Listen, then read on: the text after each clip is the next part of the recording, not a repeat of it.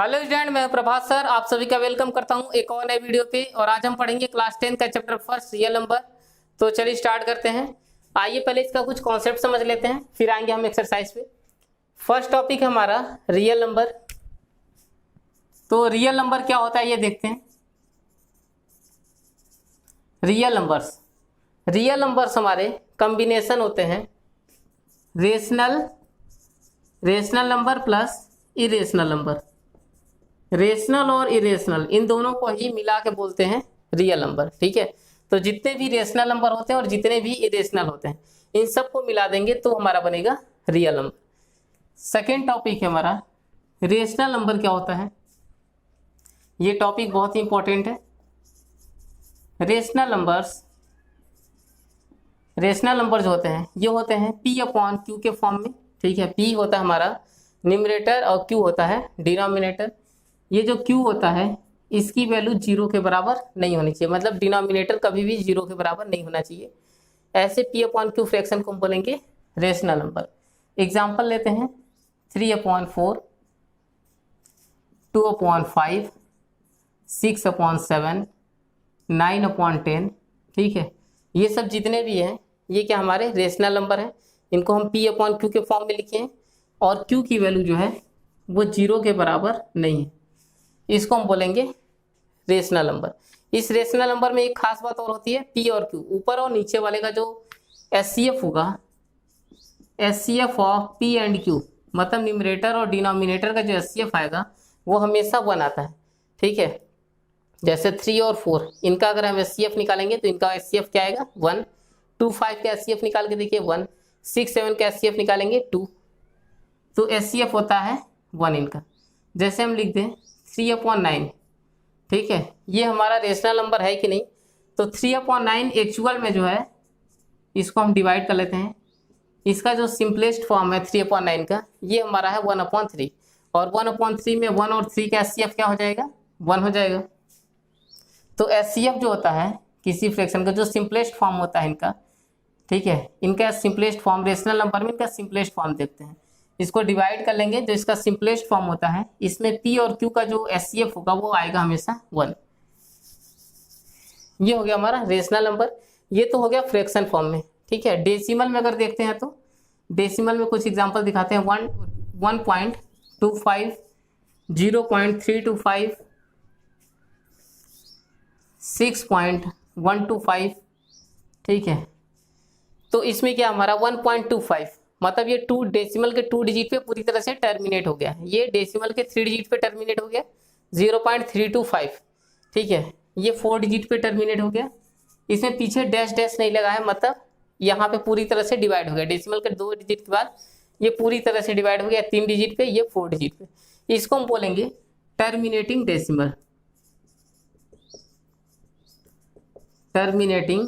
Decimal. ये जो terminating decimal होते हैं ये आते हैं हमारे रेशनल नंबर में। ठीक है, ये हो गए टर्मिनेटिंग।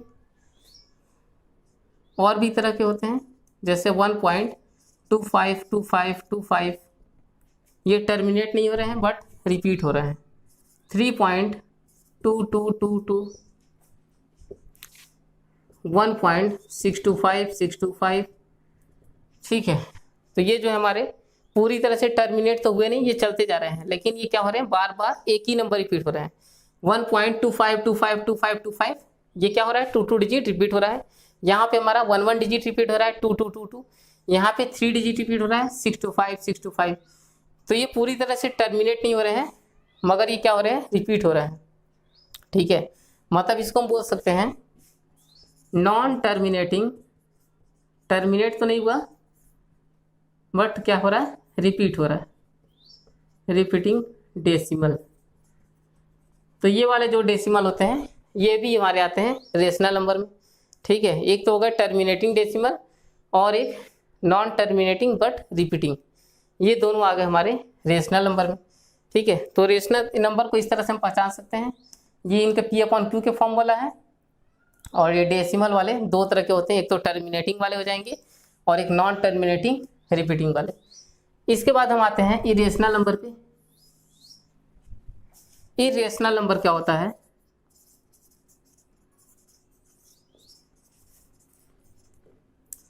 इरेशनल नंबर हमारा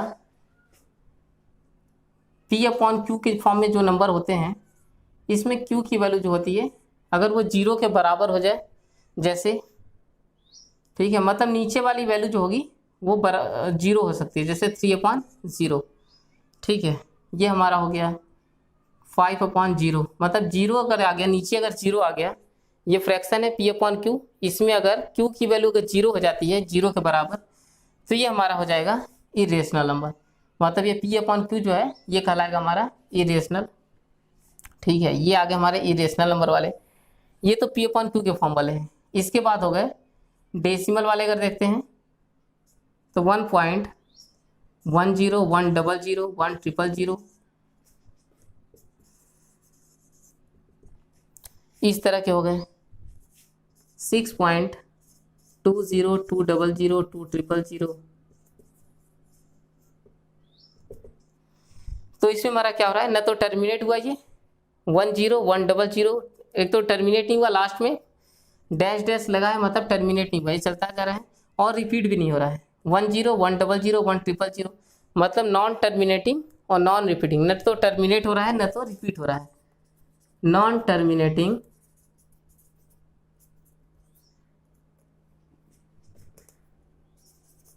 और नॉन रिपीटिंग।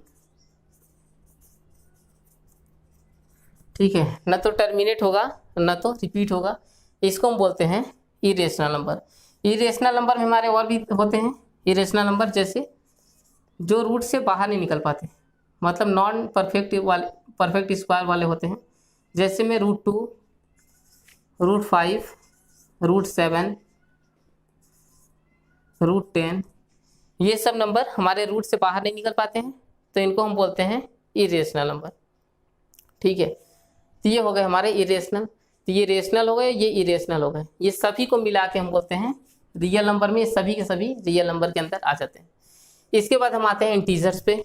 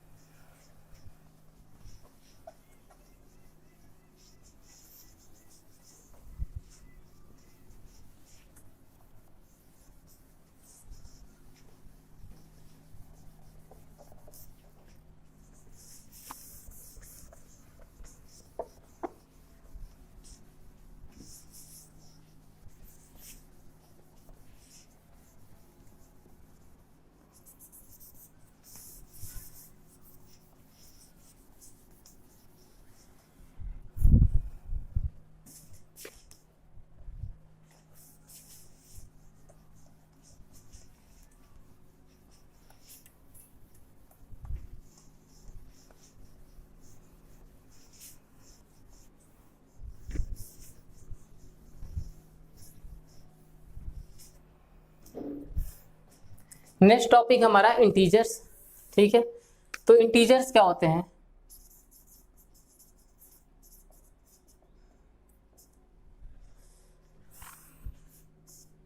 इंटीजर्स को हम इस तरह से नंबर लाइन पे दिखाते हैं। ये हो गया बीच में 0, और इधर आ गए हमारे प्लस वाले नंबर, और इधर आ गए माइनस वाले, +1, +2, +3, +4, ये +5, +6। ठीक है, इसी तरह से चलते जाते हैं प्लस इन्फानाइट तक, और इधर चलते हमारे माइनस वाले, -1, -2, -3। ठीक है, ये चलते हमारे माइनस इन्फानाइट तक। तो इसमें क्या है, जितने भी होल नंबर होते हैं, होल नंबर हमारे 0 से स्टार्ट होते हैं, होल नंबर और निगेटिव नंबर, इन सबको मिला के बोलते हैं हम इंटीजर्स। और इसको बोला जाता है पॉजिटिव इंटीजर्स। इधर वाले जो होते हैं प्लस वाले, इसको बोलते हैं हम पॉजिटिव इंटीजर।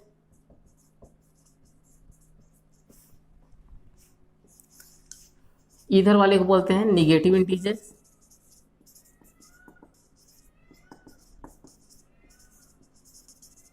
ठीक है, और ये 0 कहलाता हमारा न्यूट्रल इंटीजर।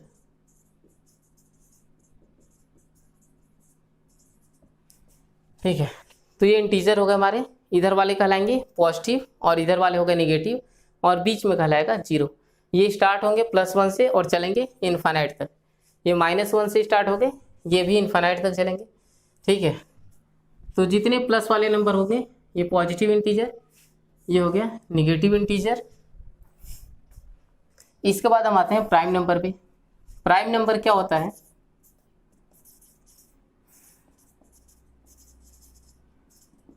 प्राइम नंबर जो होते हैं इनके केवल 2 ही फैक्टर होते हैं।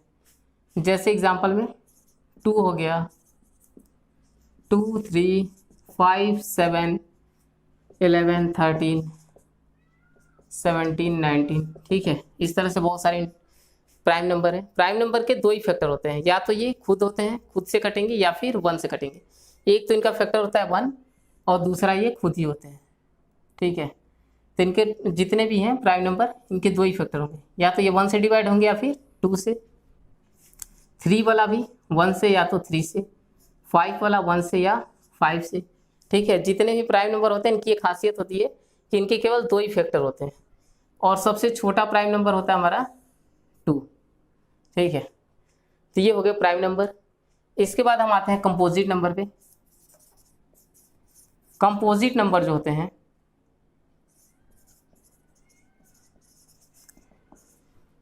कंपोजिट नंबर में इनके 2 फैक्टर्स के अलावा एक फैक्टर और मिलता है। ठीक है, या तो ये 1 होंगे या तो खुद होंगे, इसके अलावा कम से कम एक फैक्टर और मिलेगा, या उससे ज़्यादा भी मिल सकता है, लेकिन एक कम से कम और मिलेगा। एग्जाम्पल है 4, 6, 8 हो गया, 9 हो गया, 10, 12। ठीक है, ये सब नंबर है। 4 के फैक्टर हमारे कितने हो रहे हैं? या तो 1 से डिवाइड होगा, या तो 2 से, या तो 4 से। मतलब या तो खुद से डिवाइड होगा या तो 1 से डिवाइड होगा, उसके अलावा 2 से भी डिवाइड हो रहा है। मतलब 2 फैक्टर के अलावा कम से कम एक फैक्टर और मिल जाएगा, तो इसको हम बोलेंगे कंपोजिट। कम से कम एक फैक्टर और मिलना चाहिए, ज़्यादा से ज़्यादा कितने ही मिल सकते हैं। इसका एक फैक्टर हो गया 1, एक फैक्टर हो गया 2, एक फैक्टर हो गया 3 और एक फैक्टर हो गया 6। इसमें हमारा 1 और 6 के अलावा 2 फैक्टर और मिल गए। ठीक है, तो कंपोजिट नंबर ये होता हमारा, या तो ये खुद से कटेंगे या तो 1 से, या फिर उसके अलावा कम से कम एक नंबर और होगा जिससे ये डिवाइड हो जाएंगे। ठीक है, ये हो गया कंपोजिट नंबर। को प्राइम नंबर क्या होते हैं? को प्राइम नंबर हमारे 2 प्राइम नंबर होते हैं। को प्राइम नंबर जैसे 2, 3, ये हमारे को प्राइम नंबर है, दोनों के दोनों प्राइम नंबर हैं, और इन दोनों का एचसीएफ क्या आता है? 1, क्योंकि दोनों ही प्राइम नंबर हैं। तो प्राइम नंबर जो होते हैं इनका एचसीएफ हमेशा आता है 1। ठीक है, जैसे 2, 3 हो गया, 3, 5 हो गया, इनका भी एचसीएफ क्या आएगा? 1। ये दोनों के दोनों प्राइम नंबर होने चाहिए। ठीक है, क्योंकि को प्राइम है, प्राइम नंबर तो है ही, को प्राइम मतलब दोनों के दोनों ही प्राइम होने चाहिए, और दोनों का एचसीएफ क्या आएगा? 1 आएगा। 5, 7 हो गया। ठीक है, इनको हम बोलते हैं को प्राइम नंबर। इसके बाद हम आते हैं इक्लूड डिवीजन लेमा। ये इस चैप्टर में बहुत इंपॉर्टेंट टॉपिक है। तो ये क्या होता है?